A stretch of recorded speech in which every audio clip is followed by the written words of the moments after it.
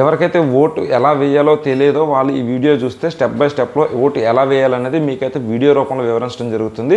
First అయితే polling బూత్కి వెళ్తారు. Polling బూత్కి వెళ్ళినప్పుడు మీ యొక్క ఓటర్ ఐడి కానీ అదేవిధంగా ఏదైతే ఐడెంటిటీ ఉందో ఐడెంటిటీ కార్డ్స్ ఏదైతే ఉన్నాయో దాన్ని వెరిఫై చేసి మీకు లోపలికైతే అలౌ చేస్తారు.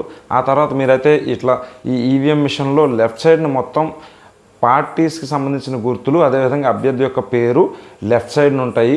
వాటికి అనుగుణంగా బ్లూ బటన్స్ రైట్ సైడ్ని ఉంటాయి అన్నమాట. సో మీకు నచ్చిన వ్యక్తి యొక్క సింబల్ని మీరు సెలెక్ట్ చేసుకున్న తర్వాత ఆ బ్లూ బటన్ మీరు ప్రెస్ చేసినప్పుడు అక్కడ దాని పక్కనే ఉన్న రెడ్ లైట్ అయితే వెలుగుతుంది.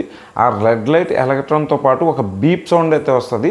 ఆ బీప్ సౌండ్ వచ్చిన వెంటనే మీకు ఒక ఓట్ కన్ఫర్మేషన్ కింద ఉంటుంది. దాని పక్కనే వీవీప్యాట్ మిషన్ అయితే ఉంటుంది. ఆ మిషన్లో మీరు ఒక పేపర్ స్లిప్ని చూడొచ్చు. ఆ పేపర్ స్లిప్ మీద అభ్యర్థి పేరు అదేవిధంగా సింబల్ కూడా 7 సెకండ్స్ వరకు మీకు కనిపిస్తుంది. సో మీరు ఎప్పుడైతే బటన్ ప్రెస్ చేసిన తర్వాత ఆ వీవీప్యాట్ని చూడడం ద్వారా మీరు వేసిన ఓటు కరెక్ట్గా మీరు అనుకున్న వ్యక్తికి మీరు వేసిన వ్యక్తికి పడిందా లేదా అనేది కన్ఫర్మేషన్ అయితే మీకు ఇమ్మీడియట్గా వస్తుంది.